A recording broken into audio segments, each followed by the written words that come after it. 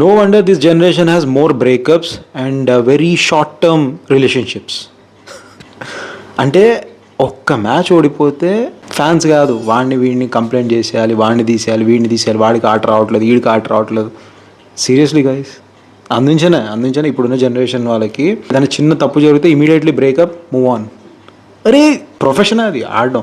మీరు జస్ట్ 3 గంటలు టీవీలో మ్యాచ్ చూసేసి అరే వీడు అట్లా ఆడుతున్నాడు, వీడు ఇట్లా ఆడుతున్నాడు, పాకిస్తాన్ వాళ్ళు కంప్లైంట్ చేస్తున్నారంటే అర్థం ఉంది. ఎందుకంటే వాడికి ఆనందం మనం ఓడిపోతే.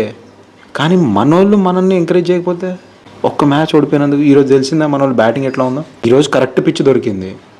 కమెంటేటర్స్ ఎవరైతే ప్రొఫెషనల్ క్రికెటర్స్ ఉన్నారో వాళ్ళు చెప్తా ఉన్నారు, అరే చెన్నై పిచ్ బాగుంది బ్యాటింగ్కి, మన వాళ్ళకి బ్యాటింగ్ సెట్ అయ్యేది. ఇన్ని రోజులు పిచ్చెస్ అన్నీ కూడా కొంచెం బౌలర్ ఫేవరెట్ ఉన్నాయి. ఐసీసీ ఇచ్చిన పిచ్చెస్ ఇవి, మన ఇండియన్ ఐపీఎల్ కాదు కాబట్టి, మన బైలేటర్ సిరీస్ కాదు కాబట్టి మనం ప్లాన్ చేయలేదు అవి.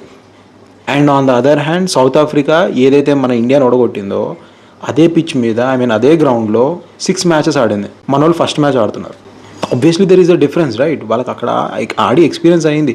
అందులో అక్కడ ఆడి వాళ్ళు ఆఫ్ఘనిస్తాన్ తోటి ఒక మ్యాచ్లో ఆల్మోస్ట్ ఓడిపోతూ ఆఫ్ఘనిస్తాన్ వాళ్ళ తప్పు వల్ల వీళ్ళు గెలిచారు సూపర్ ఓవర్లో, అది కూడా 2 సార్లు సూపర్ ఓవర్లు. సో ఇమాజిన్ చేయండి, మన వాళ్ళు తక్కువ కాదు, కానీ మన వాళ్ళకి పేషెన్స్ లేదు, మన ఫ్యాన్స్కి ఎస్పెషల్లీ. ఒక మ్యాచ్ ఓడిపోగానే ఖతం తీసేయండి, తిలక్ వర్మని తీసేయండి. అరే తిలక్ వర్మ 1 సంవత్సరం కాలేదు పాకిస్తాన్ మీద మనోడు గెలిపించాడు.